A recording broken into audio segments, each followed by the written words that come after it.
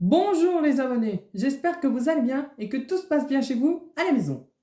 Aujourd'hui, je vous présente un magazine dont je suis abonné depuis 3 ans et demi. Il s'appelle Pif Gadget. Ce type de magazine de Pif Gadget s'intitule Pif Paf Pop Culture, comme c'est écrit en haut du magazine, qui est édité par les éditions Vaillant, qui est licencié par le journal L'Humanité et distribué par la Maison de la Presse, dit MLP. C'est le 7e magazine de Pif Paf Pop Culture, qui est sorti, je crois, il y a une semaine. Et je viens juste de le recevoir. Et le thème de ce magazine est sur les 115 ans de la naissance du créateur de Pif le chien, José Cabrero Arnal.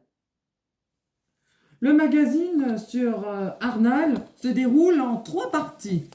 Donc, le résistant, le vaillant génie et le chef d'équipe. Dans ce magazine, on retrouve les 20 premières pages de la prochaine BD de Pif le chien, qui s'appelle Itinéraire d'un chien rouge, dessiné par Riche et colorié par Leroll, qui sera édité par Vaillant. Dans ce magazine, et en cette année 2024, on fête aussi les 55 ans du magazine Pif Gadget et les 75 ans, c'était en 2023, du personnage, en l'occurrence Pif le chien. Ce magazine de Pif Paf Pop Culture fut intéressant, car il raconte l'histoire du créateur de Pif le chien, donc Arnal, de la création de ses personnages comme Pif et Hercule, Top le chien qui fut reconnu comme le père de Pif le chien, et de Placime et Museau, et etc.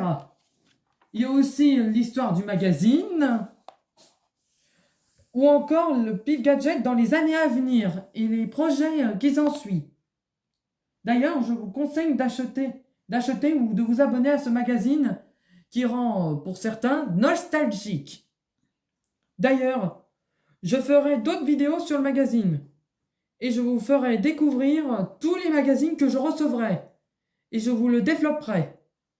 Bon, les abonnés, je vous dis à bientôt pour une prochaine vidéo. N'hésitez pas à liker le petit pouce à gauche et à vous abonner à ma chaîne si cela n'est pas fait. Portez-vous bien, ciao!